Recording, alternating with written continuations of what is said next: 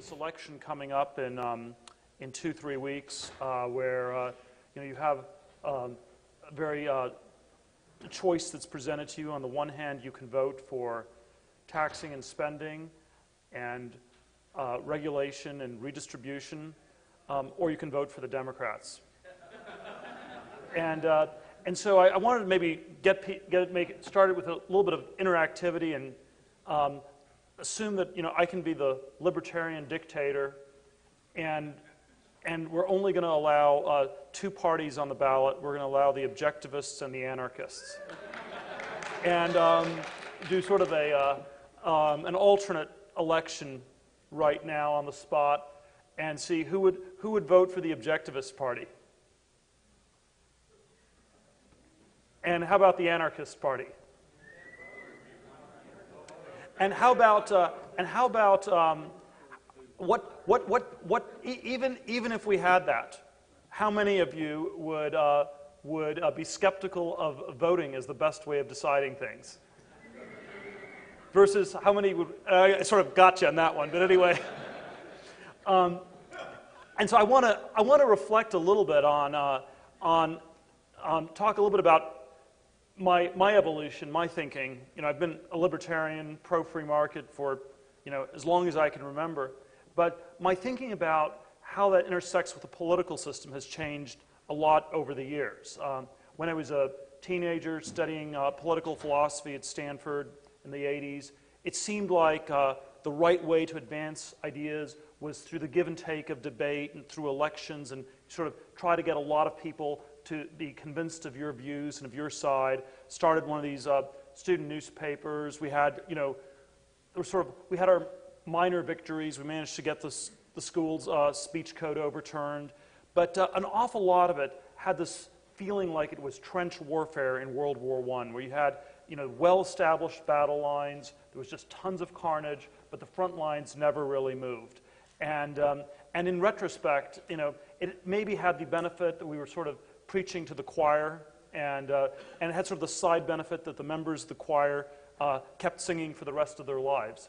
But it didn't really move it at shifting people. And as people sort of grow older, they tend to sort of become disillusioned with things. The world's too big a place. It's too hard to change things.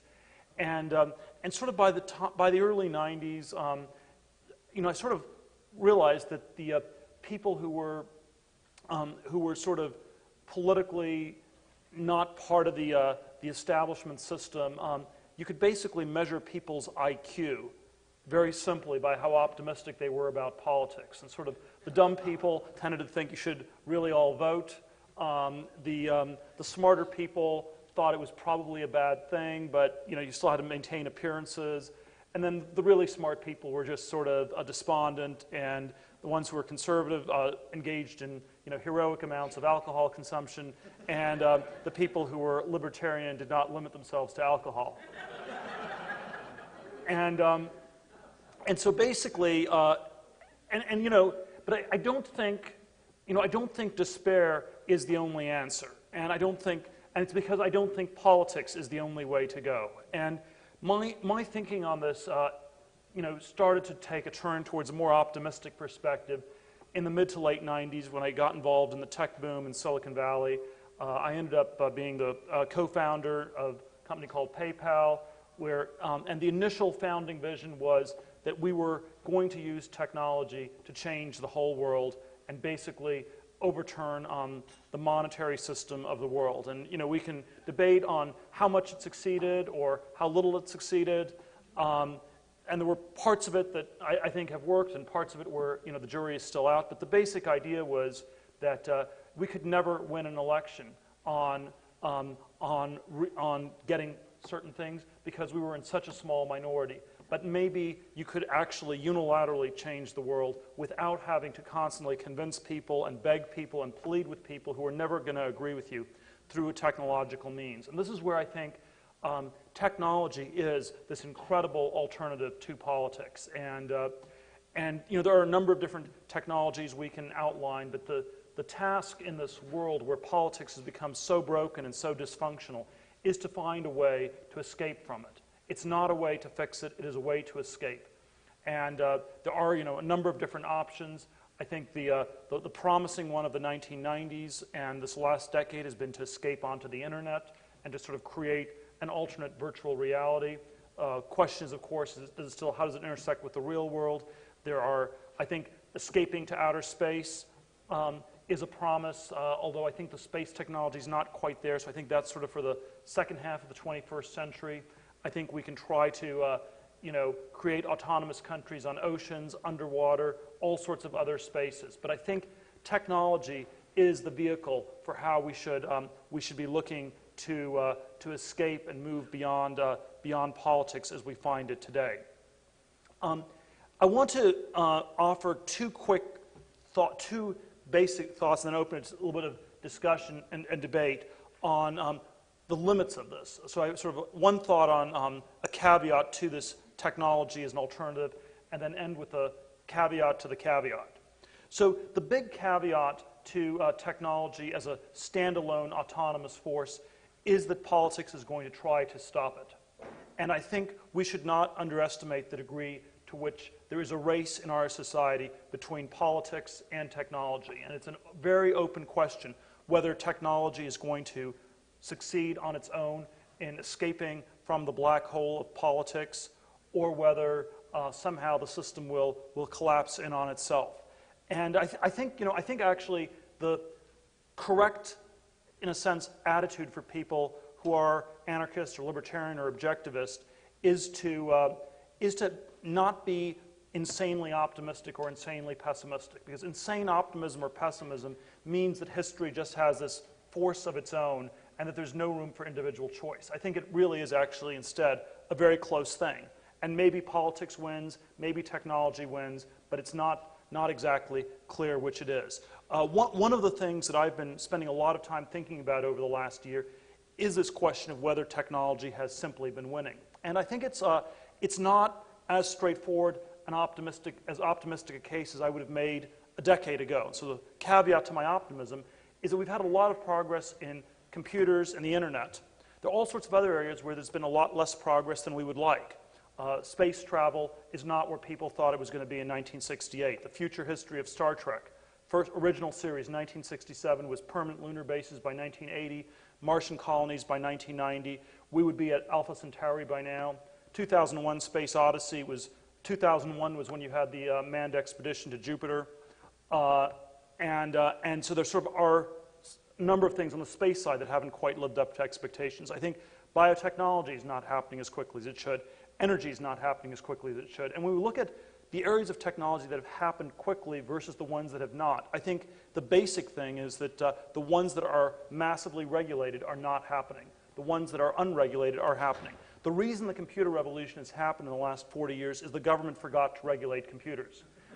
People didn't think computers actually mattered. They thought this was just Bill Gates, who had Asperger's syndrome and was best allowed to just play in his room by himself with his computer. And that's why that happened, whereas a lot of these other areas have been basically regulated to death.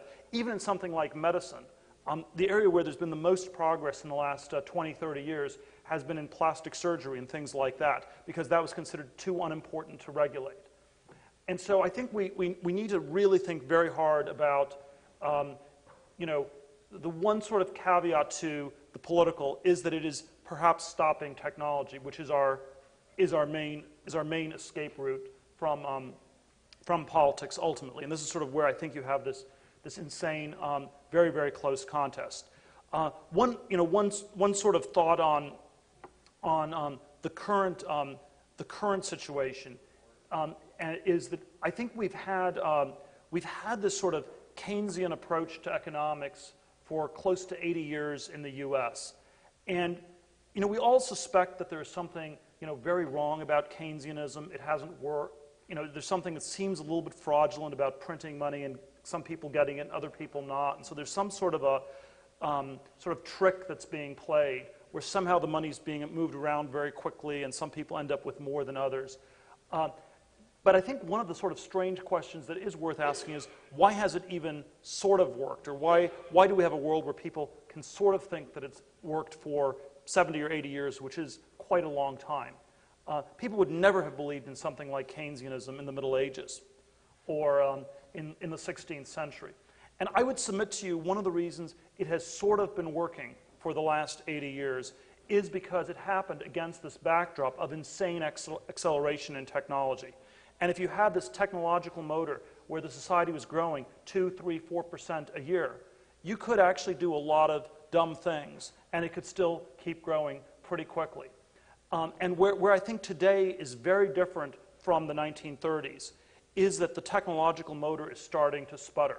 And the same things that led to Keynesian big government have led to regulation of technology, and that is, in effect, actually slowing down and stopping the Keynesian project today. So when people talk about deficit and spending in the United States, people often, if you had massive technological progress, this would not be that big a problem. You could double the debt, and you double the economy in 20 years, and it sort of roughly cancels out. It may not be the best thing to do, but you could actually get away with it. There's a sense we can't get away with it anymore because there's a sense that the technological acceleration isn't working quite as fast as people thought. And that's where I think the Keynesian state has sort of reached this phase where it has self-destructed. It's sort of like the parasites have eaten up all the animals they were feasting on, and there's nothing left, and so they are close to starving themselves, which is, we don't want the parasites. It's not good for them to be starving in the sense that it means the animals they've been feasting on are in trouble. But something like that, I think, is a description of what's happening today, and this is a place where it's very, very different from the 1930s. And the 1930s formula, however badly it worked in the 1930s, would work even less well today because technological innovation was still happening in an enormous way in the 1930s. The government was not regulating Howard Hughes and flying airplanes. You could not be Howard Hughes today. If you were flying airplanes over Beverly Hills without a license, experimental airplanes that might crash into buildings and stuff, this would not be allowed. You'd not be allowed to go to the moon. There's 20% chance of someone dying on the flight to the moon. No way. You could not go to the moon. You could not get an experimental cancer drug. You could not, a whole series of these things have sort of gotten very limited. And so even though I believe technology is the way out, and even though I think politics is bad and voting is bad, the one caveat is that we have to be very sensitive to the degree to which politics has been constraining technology and in which the race is closer than we might like. We might like it just to be winning automatically, but I think it is actually a very, very close race. Now my caveat to the caveat, and I'll end with this thought and then open it to more of a give and take of a discussion, is that we should never forget, even if we have to, in small measure, engage in politics, we should never forget how evil and distasteful and bad it really is. And so, I think it is only a small exaggeration to say that that the government is so fundamentally evil that to deny the evil nature of the government is equal to denying the existence of the devil. And I think that sort of double negative works both for people who believe in the devil and people who don't. And then on the flip side, if the individual is to become sovereign, you think of the most sovereign thing in the world as something like God. You basically, achieving individual sovereignty means that you get to be God, or you get to be as close to God as is possible for anybody on this planet to be. And I think it is better to try to be God or to be like God than to be making a pact with the devil or with something like the devil. I think it is better for us to try to do something noble than to spend the rest of our lives trying to make compromises with the base. Thank you very much.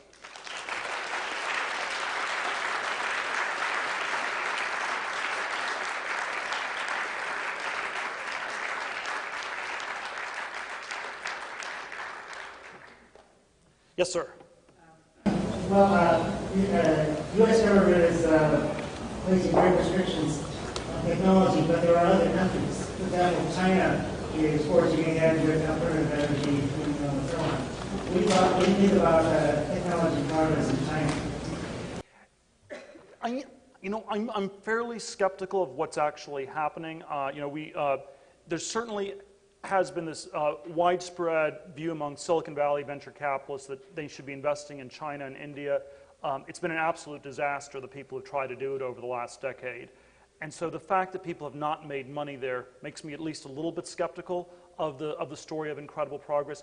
My own sense is the economic incentives are that you only really need to be pushing technology in the most advanced countries. The less advanced countries, for the most part, just need to be copying the advanced countries. So I think the business model for China for the next 20 years is to copy the US. And you know, if you're a talented person in China, you should be building bridges, building airports, you know, just doing things that have already been done. And the task is to sort of build 19th century plumbing and 20th century railroads or something like that. And it's not necessarily to be really innovating at the edge of technology. And so I think, you know, I think the tech story with China is very overrated. So I think the place where people actually have the incentives are U.S., Japan, Western Europe, you know, maybe, you know, some smaller places like Israel, and within the sort of confines of the developed world, the U.S. is actually still the most free or the least non-free place. And so that's why unfortunately, the politics in the U.S. matter a great deal. Yes, sir. Why is technology intrinsically good as opposed to neutral? It's the atomic bomb versus the internet. Both created by the government, one inherently evil, one inherently good. Well, I think I don't think technology is intrinsically good. I do think that in our world, opposition to technology is intrinsically evil. So let me sort of frame it as a double negative. So if we think about where our planet is, we have 6.8 billion people today. We are geared for massive technological progress. These people would like to have the same standard of living like we have in the US. People in the US will be very depressed if the living standards aren't a little bit higher in the next generation than the present one. One of the big issues is this malaise where people think things are actually not getting better.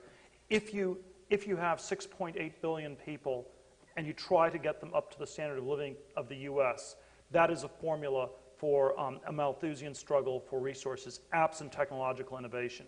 So I'm not going to say technology or technological progress is necessary in all times and all places. It is necessary in our world if you want to avoid a world war. I'm concerned about the misuse of technology. Like I can exchange a pre-1964 silver coin in an exchange and nobody can trace that versus paying by debit card or PayPal or whatever that can be traced and misused. I just wonder how contractually we blind technology. Great similar question. So it's again a similar theme about the potential for abusing technology. I would say the generalized version of your question is, does increased transparency, is that a good thing or a bad thing? And you know, I think it's an ambiguous thing. Increased transparency could be bad to the extent it means the government has more transparency into you and can monitor you at all times and all places. It is a good thing to the extent that we have more transparency going on into the government. My judgment would be that on net, transparency is a plus, although I can definitely understand the arguments both ways.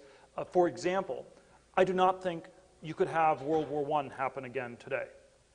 You know, if you had people with cell phones and video cameras and it got posted on YouTube and people saw the carnage firsthand, it would not be possible for that to happen. You know, we can still have wars of various sorts. We might have a catastrophic nuclear war. There are definitely things that can go wrong.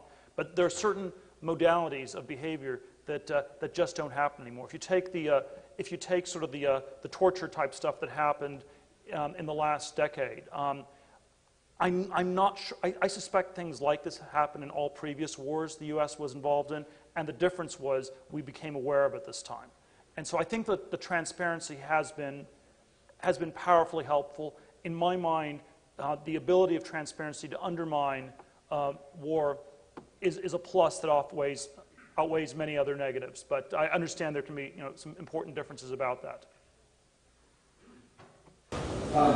Given that technology like the internet leads to more information that provides activities and ideas for people to either increase their freedom or else in the wrong hands decrease their freedom, what non-technological work do you think can be done to improve the content of the information on the internet that will lead to more freedom in conjunction with the growth of computers and more access to technology that people have? The actual content of the information versus the technology utilized. I think there is a lot of content things one could do. My hope would be that sort of a lot of good ideas come out in the process of having this greater freedom. What I've personally decided to focus on is the technology itself. I tried the content route in the 80s, 90s. I felt that a lot of it led to just hopeless kinds of debates that never led anywhere. And so my own view is that the biggest leverage is to actually change the technology and thereby try to change the society. And I'm confident there will be enough other people to drive the content. And I hope that it will be pushed in a direction that where transparency undermines the existing injustices of the existing social political order.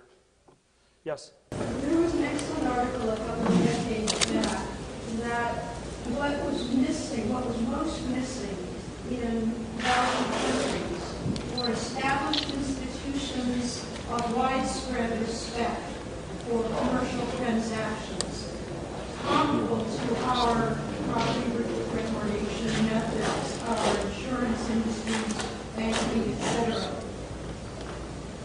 To the extent that PayPal can fulfill, well, that way, to what extent do you think PayPal and any others like it can begin on an international way to supply those institutions of mutual trust and respect? Well, my vision at the time I started PayPal in '99 was that we would get rid of all central banks, overnight.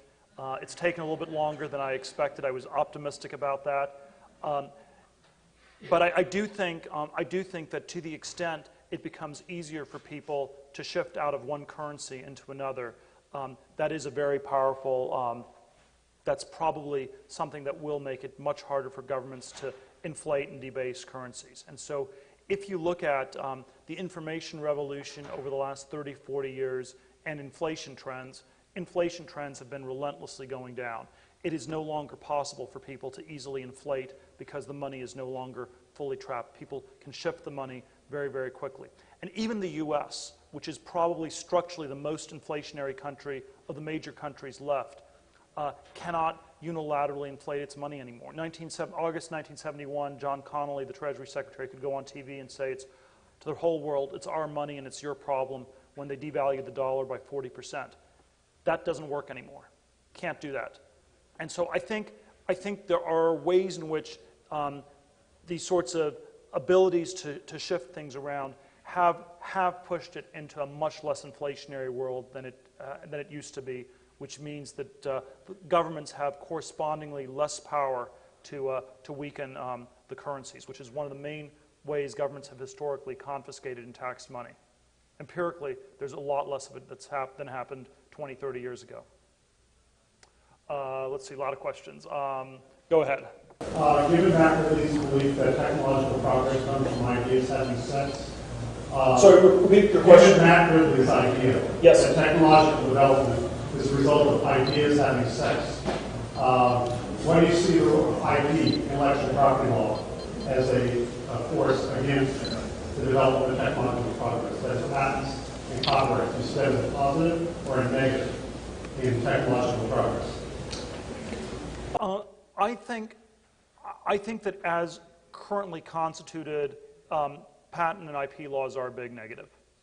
I don't know if there can't be some version of them that works, but certainly in a technological context, it's basically you have an incredibly bogus patent office where you can file all sorts of crazy patents that don't make sense, and it really gloms up the system tremendously. I do think you want to have something where the inventors of things, are rewarded for it, and where it can't be stolen. But the way I think about it as an investor and venture capitalist and entrepreneur is that we have to invest in companies where people, in a sense, figure out some quasi-self-enforcing things, where there's something about the intellectual property that makes it hard to be stolen, because I don't think we can actually count on the government to protect us. So I think the reality is we do not have a functioning intellectual property regime. We might be able to have one, and maybe it's just a function of a non-functioning government, and maybe that's a function of the fact government never works. But I think we should be aware of that and just figure out what you can do where inventors get rewarded and where it's in effect self-enforcing. Let's see. Yes, go ahead. My name is Alice. I'm a private student for Liberty. If you were to change one government policy to promote private technological innovation, what policy would that be? Well, there's so many I would like to change. I think the one that I am most tempted to change, if I could just change one, it would be to remove all restrictions on people leaving. And so basically allow emigration with no restriction, no hindrance. This is, if people could just leave, it's actually quite hard at this point to leave the U.S. without paying massive penalties. We're not at the East Germany phase, but you basically want to have people be able to have the freedom to leave. And if they have the freedom to leave, I think that that puts a lot of pressure on. I think on a state-by-state level, for example, in the U.S., I'm actually quite optimistic that taxes will not go up in California or New York or any of these places because too many people can leave and move to other states. The U.S. as a whole, I don't want to leave. I don't want to leave the U.S. I don't want to leave California. But if there are some other people who do leave, I think that will actually help apply pressure on making the system even better for those of us who choose to stay. And I want them to have the freedom to leave. Yes, going back a little bit to the question about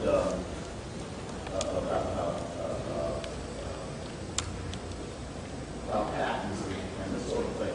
What would be, you mentioned that people should look for ways of getting where you don't have to use patents, something in the system or in the device you got, or something in the way you use it, or something that actually would protect the right of patents to some extent. What would be an example of something like that? Well, the really successful internet businesses have typically been things where it's grown so quickly that no one can catch it. So you have the idea, it grows so quickly, then you have a scalable business, and it sort of becomes protected through having economies of scale. There may be secret processes you don't tell people about. There may be software that you store on a server and you don't actually share the code. So I think that's like one of the ways in which the internet effectively helps people protect their intellectual property. I just think you can't actually count on the government to do it. So I think that's just the negative fact. It may be, we may lament it, we may, but it's just, we're living in a world where intellectual property is mainly used for mischief. Let's see. Yes? Thank you for your talk. My name is Penny Burbank from the Freeman Institute. And my question is, what do you think about the concept of the singularity? What do I think about the concept of the singularity? I think it would be a good thing if it happened, but I think it's an open question whether it is going to happen. So I think that the way people normally talk about accelerating technology is we need to be scared of it. There are all these things that can go wrong. It's like what happens if, and there's sort of all these scare stories about technology. I think the thing that's really scary is if it doesn't happen, and it's because if it does not happen, we will have incredible resource scarcity. You will have incredible issues of a retirement system that's broken and underfunded, on down the line. So I certainly hope that it's going to happen. I think that if there was no politics in our world, it would be happening at a fast enough rate that we could sort of solve a lot of the problems we have. And we basically have this race between politics and technology, and I think the debates about the singularity are symptomatic of it. I think one of the things that's culturally very odd in our society is that everybody is against technology almost. And it's basically, and if you think about science fiction as a genre, Star Trek was optimistic. When was the last really optimistic sci-fi movie since Star Trek? Maybe the Star Trek repeats, but most of them are about technology that doesn't work or technology that's bad. And so, I think science fiction as a genre has sort of collapsed in the last, 50s, 60s. We don't really believe it anymore. And I think that's really unfortunate because that is sort of an important part of the way out.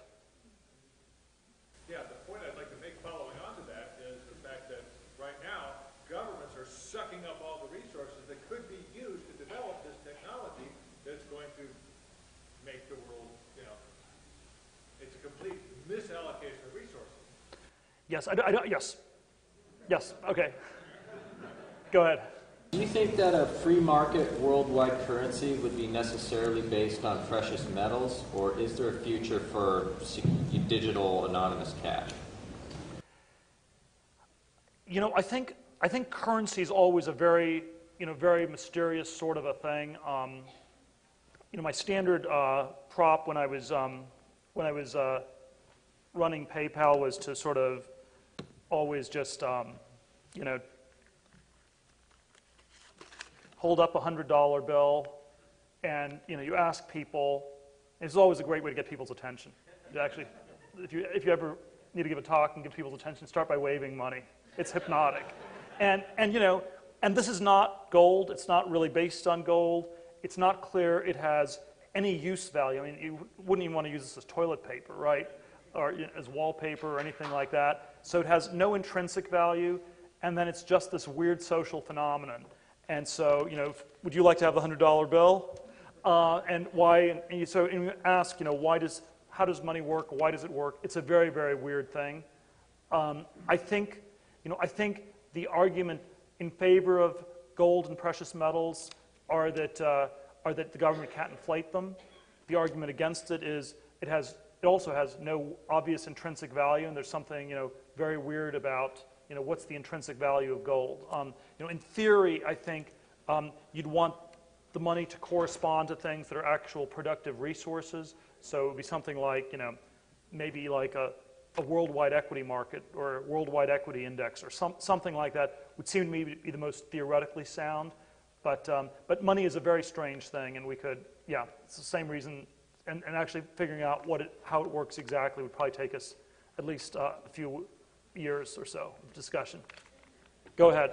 I'd like to thank you for running the CSED Institute. I think that's an important project.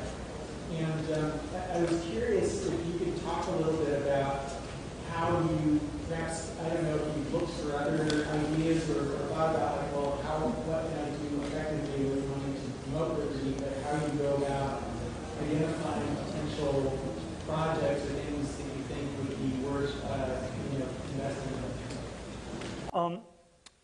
Well, let's see. We look at anything that's that we think makes a difference in the long term, and that's underfunded. That's the basic. Those are the general criteria. So basically, the things that are underfunded. Short-term things, I think, tend to be taken care of by the free market system, and then or by various other existing charities. I think it's the long-term stuff that people aren't thinking about nearly enough, and so we're very interested in what we can do to help encourage technology. One of the initiatives that we just started a few weeks ago, I will just self-promotion, advertisement, intermission here, is we decided that we need to do something to encourage more people to go into technology, and there is actually, I think, a very deep problem where our education system is actually become inimical to technological progress. And the basic, there's sort of a lot of reasons I can go through with this, but basically public education, university education, basically is education to get people tracked, to think the same way, to do the same things. Really great companies are getting started, by people who actually often drop out of college or stop out of college. And we basically have started this initiative for 20 people under 20 years old. We'll pay them $100,000 over 2 years. They have to have some idea. If they don't have an idea, we will help get them something to do. But basically, we want them to stop out of college for 2 years and actually do something productive.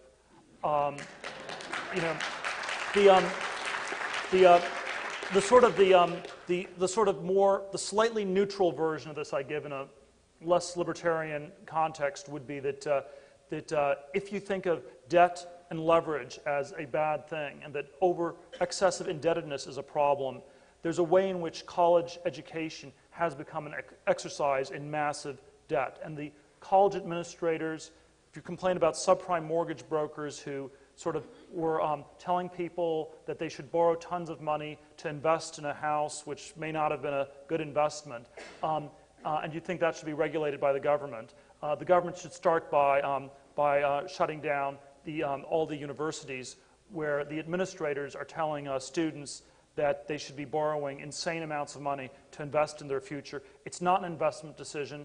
It's actually just a bad consumption decision. Most colleges are four-year parties. It's not an investment. It's basically, it's worse than spending the money on a subprime mortgage, because at least the house price, there's a spot price in houses, so you can actually figure out how bad it is pretty quickly. There's no spot price in a college education. You don't really know what your college is worth till 20, 30 years later, and so there are all sorts of ways in which there's no accountability or anything like that. So I think if we're worried about bubbles, you want to be worried about education. Second version of this, last thought on this is, if you define technology as doing more with less, very basic definition of technology, the things that are most anti-technological are the ones where we're doing less with more, or doing the same with a lot more. And one way to measure what are the most anti-technological sectors of our society, they're the ones where we've had the most inflation. So it's, and it turns out they're all the ones that are basically government run. And that's healthcare, the military, and education. And education is actually, on an inflation basis, probably the worst. It's the most anti-technological sector of our society if you define technology as doing more with less. Yes? If technology is going to outpace government, what do you see as some of the most important developments for the future, technological developments to enable people to share information as well as perhaps goods and services without being able to be stopped by a government? It's somewhat hard. I don't think it's necessarily something where you can just be sort of super dogmatic and these are the kinds of things that should be done. I do think there's somewhat of a decentralized organic thing where it is, a big part of our job is just to encourage people who have really inspired ideas to do it. I tend to think you'd like to have ideas that are actually big, not just small incremental ones. So we are very interested in ideas that are really going to change the world. I certainly think the information revolution has played an incredibly important role. I think on the whole it's been a positive, even though there are certainly some worrying dimensions to it one can point to. Personally, I think I think biomedical advances, if you could really roll back aging, would be incredibly powerful. In a world where everybody dies, it only becomes a question of how you die. Do you die heroically in a war, or do you just die of old age and senility? But if death itself is not just a fact, but becomes a problem, and it's a problem that's being solved, I think there are sort of all these ideologies around rationalizing death, justifying death, enabling death, that become much less tenable. So I think that transformative biomedical progress is the area that should by all rights be happening, given the sort of progress in scientific knowledge that's happening in biology. It seems to be happening more slowly, and I think there is a real regulatory problem with that. Yeah. Given that achieving a libertarian society through the political process is impossible, and the only way to achieve a libertarian society is through market means, what if you start over in a new country, some African country with a few $1 billion and build it from the ground up? We've looked at this. We've looked at all these possibilities. I think the basic challenges are that number one, you have to actually it's not that easy to get the country. You might you might not want to be stuck with the people you already have. And then actually, the basic infrastructure may actually cost quite a bit more. And so I tend to think instead of trying to spend billions or tens of billions of dollars building, trying to build a new country, you want to do something that works much more incrementally and organically, where it works on a modest scale, and then you can sort of scale it from there. And so, on the seasteading side, we're very interested in any business plans of what can you do that would be profitable, like right now on a seastead. And we want to get things that are incrementally feasible rather than, generally if something costs, on the venture capital side, I like to say, we invest in things that cost more than $1 million because, like, less than $1 million, it's just there are too many people that can do it, but less than $1 billion. More than $1 million, less than $1 billion. That's what we like ideas in that. That's the other caveat in our idea range. Or you could just move to New Hampshire. Yeah. Collective action problem there, but yes. Yeah, go ahead. Yeah, we were talking about will technology outpace government. I mean, I don't know if it will or it won't, but I know government sees technology as a threat. And government's doing a paradigm shift, at least in the field that I'm in, of what they're trying to do, which reminds me of what they did in the political sense when it was difficult to keep people in a condition of slavery when they knew that they were slaves. So you change that to democracy where people are pulled into believing that they're no longer slaves. And what they're doing, at least in my field of technology, is kind of like what you're doing, offering money up to people in technology to do them. I think there used to be, or there still is a meeting of all the hackers in the world. But now governments are partnering with these hackers that used to meet in covert meetings to stay away from it. So now government is partnering to bring them in. So instead of this covert subversion that government used to do into these groups, now it's like overt partnering and also rewarding to bring these people that really know technology into the circle and reward them for the things that they'll do to government. Not really a question, just a comment. Well, I do think, look, my caveat on the political thing is it may be utopian to get rid of government or politics altogether. To the extent people have to be entangled with it, you should be entangled as little as possible, though. And so you should, never forget that there is something deeply, deeply wrong about it. We at least, never lose sight of that fact. Yes, go ahead. You mentioned Star Trek as being the last optimistic show, science fiction genre. Do you think that that's symptomatic of our attitude toward technology, or do you think that are the movies we see and the shows we see can actually change the way we think about technology? Let's say, I think I'm sort of sorry we're not low on time here, but I'll just answer that question. I think it's more just a symptom of how we're in a society that's taking less and less of its bearings from scientific and technological progress. And it's not the most important symptom, but certainly whenever there's a government push for regulating technology more, it's not something that's on the top 10 list of things people worry about. And that's, I'd say, so, if the number one thing people were telling the political leaders is, we want you to get rid of government regulation of technology, allow us to build, nuclear power, allow us to, go into space, have supersonic planes again, allow us to get rid of the FDA, allow us to have any drugs we would like.